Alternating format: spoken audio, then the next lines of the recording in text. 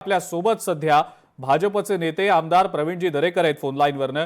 प्रवीणजी, आपलं स्वागत लोकशाही मराठीमध्ये आणि दिवाळीच्या आपल्याला शुभेच्छा। पण महत्त्वाचा मुद्दा, ठाकरे बंधू बाळासाहेबांच्या स्मृतीस्थळी आजच्या दिवशी जाणार का? ज्या बाळासाहेबांनी काही वर्षांपूर्वी स्वप्न पाहिलेलं होतं की हे दोन्ही भाऊ राजकीयदृष्ट्या कौटुंबिकदृष्ट्या एकत्र येतील, जनभावना देखील तशीच होती। मात्र आजचा हा दीपोत्सवाचा कार्यक्रम दोन्ही भाऊ आणि त्यांचं कुटुंब एकत्र तर आलेलं आहे, मात्र या दीपोत्सवाच्या आधी बाळासाहेबांना नमन करण्यासाठी हे दोन्ही भाऊ गेले नाहीत। दीपोत्सवानंतर तरी जातील का? काय नेमकी आपली या सगळ्या संदर्भातली प्रतिक्रिया?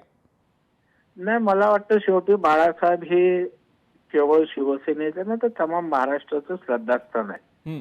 आणि त्याच्यामुळे शिवाजी पार्कात कुठलीही गोष्ट असेल तर पहिला आपण बाळासाहेबांना दर्शन त्या ठिकाणी घेतो आणि मग पुढचा कार्यक्रम त्या ठिकाणी करत असतो। आणि त्याच्यामुळे मला वाटतं आता त्यांना त्यापेक्षा दीपोत्सव आणि एकत्रित येणं आणि ते महाराष्ट्राला दिसणं महत्वाचं वाटतंय। मला वाटतं स्वाभाविक अगोदरच त्यांनी जायला पाहिजे होतं, बाळासाहेबांच्या समाधीस्थळी असेल किंवा मीनाताईंच्या स्मृतीस्थळावर असेल। परंतु आता राजकारण महत्वाचं आहे। आता श्रद्धा, दैवत हे त्यापेक्षा राजकीय गणित त्या ठिकाणी दीपोत्सवात एकत्रित दिसणं, महाराष्ट्रातनं बघणं, मुंबईकरांनी बघणं आणि त्याचा काय राजकीय फायदा तोटा यावर त्या ठिकाणी काम होतंय। मला वाटतं पहिलं बाळासाहेबांच्या समाधीस्थळावर जायलाच हवं होतं। मला वाटतं त्या ठिकाणी त्याबद्दल दुमत असायचं काय कारण नाही, कारण का दीपोत्सवाला 5-10 मिनिटं लेट जाण्याने काही फरक पडत नव्हता। प्रवीणजी, आपण जसं म्हणताय तसं की जनभावनेपेक्षा किंवा बाळासाहेबांनी जे स्वप्न पाहिलं होतं त्यापेक्षा राजकीय समीकरणांना प्राधान्य दिलं जातंय की काय, असंच आपलं म्हणण्याचा उद्देश आहे? नाही, आपण अतिशय रास्त पद्धतीनं विश्लेषण केलेलं आहे की बाळासाहेबांची हयात असताना इच्छा होती की या दोन भावांनी एकत्रित यावं। तशा प्रकारचं सुतोवाच सुद्धा आदरणीय सेनाप्रमुखांनी अनेकदा अनेकांशी केलेलं होतं, ज्याचा उल्लेखही आता बरेच लोक त्या ठिकाणी करतात। परंतु या ठिकाणी तुम्ही म्हणताय त्यापेक्षा आता राजकारण प्रायोरिटी झालंय। श्रद्धा आणि भावना यापेक्षा या ठिकाणी राजकारणाला जास्त महत्व दिल्यामुळे दीपोत्सवात एकत्रित दिसणं आणि आम्ही एकत्र आलोय, आता मराठी माणसांनी आमच्या मागे उभं राहा, हा दाखवण्याचा केविलवाना प्रयत्न आहे। आणि त्याच्यामुळे कार्यक्रमात एकत्रित जाणं, दिसणं, आता उद्घाटन करणं, याच्याकडे राजकीय अभिनिवेश याच्या पलीकडे दुसरं काय नाही। पण मग प्रवीणजी, सातत्यानं हे दोन्ही नेते गेले काही प्रसंग किंवा काही कार्यक्रमांमध्ये एकाच व्यासपीठावर दिसले।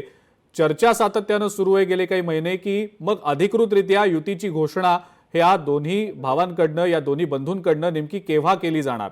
राजकीय अपरिहार्यता म्हणून हे दोन्ही नेते एकत्र आले असा देखील आरोप या दोन्ही नेत्यांवर केला गेला। मात्र मग राजकीय अपरिहार्यता आहे म्हणूनच हे सगळं सुरू आहे असं म्हणायचंय का?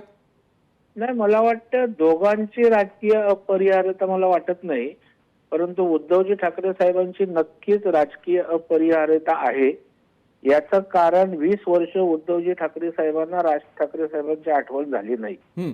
आणि आता राजकीय दृष्ट्या सगळीकडे सेटबॅक मिळत असताना निदान राज ठाकरे साहेबांना जर बरोबर घेतलं तर आपली नैया त्या ठिकाणी पार होईल अशा प्रकारचे एक आशेचा किरण या ठिकाणी उद्धवजी ठाकरेंना दिसतोय। त्याच्यामुळे भावाची आठवण त्यावेळेला झाली नाही तेव्हा राजकारण महत्वाचं वाटलं, परंतु आता राजकारणासाठीच भावाची आठवण झाली हे पूर्ण महाराष्ट्र आणि मराठी माणूस त्या ठिकाणी पाहतोय। पण शेवटी हा त्यांचा विषय आहे, मला त्यातनं काही म्हणायचं नाही। परंतु जे काय होतंय ते राजकीय अपरिहार्यतेतूनच होतंय, यात त्या ठिकाणी अजिबात शंका नाहीये। परंतु त्यातनं फार काही राजकीय हाताला लागेल असं मला अजिबात वाटत नाही। पण मग प्रवीणजी, याचे येत्या काळात नेमके काय राजकीय परिणाम उमटू शकतात असं आपल्याला वाटतं? पडसाद काही नेमके उमटू शकतात असं वाटतं? काही नाही, तुम्हाला मीडिया पुरतं त्या ठिकाणी मोठं खाद्य मिळतंय। मीडियात 4-5 दिवस बातम्या होतात, त्या ठिकाणी मीडियालाच या ठिकाणी त्यांच्या एकत्रित येणं आणि राजकीय काहीतरी चमत्कार होणार अशा प्रकारचा साक्षात्कार होतोय। परंतु मुंबईतल्या मराठी माणसांनी ठरवलंय महायुतीच्या मागे उभं राहायचं. केवळ ठरवलं नाही, त्यांनी विधानसभेत दाखवून दिलं. मॅक्झिमम आमदार त्या ठिकाणी महायुतीचे निवडून आले. भारतीय जनता पार्टीला प्रचंड अशा प्रकारचं पाठबळ मुंबईकरांचं मिळालंय. कारण मुंबईतल्या मराठी माणसांसाठी देवेंद्रजींच्या नेतृत्वाखाली खूप त्या ठिकाणी काम होतंय.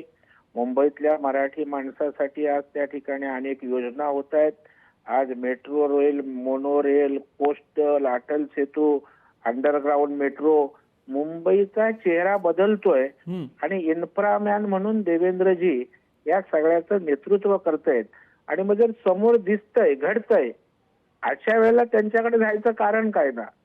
जर असणारं महायुती सरकार अपयशी आहे, मुंबईकरांकडे लक्ष नाही, मराठी माणसाला वाऱ्यावर सोडलंय, तर त्या ठिकाणी तुमच्याकडे बघतील. 30 वर्ष तुमच्याच हातात दिलं होतं ना.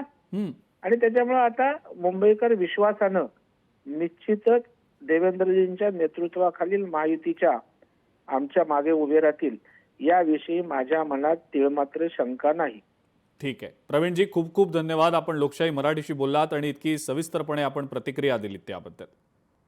भाजपचे नेते आमदार प्रवीण दरेकर होते आपल्यासोबत फोनलाईनवरनं. आणि हे केवळ आणि केवळ राजकीय अपरिहार्यतेमुळे केलं जातंय. ही सगळी वातावरण निर्मिती आहे. आगामी स्थानिक स्वराज्य संस्थांच्या निवडणुकांमध्ये याचा कोणताही परिणाम जाणवणार नाही. जनभावना ही महायुतीच्या बाजूनं आहे आणि महायुतीलाच लोक निश्चितपणे आपला कौल देतील, असा आशावाद देखील प्रवीण दरेकर यांनी यावेळेला व्यक्त केलेला आहे.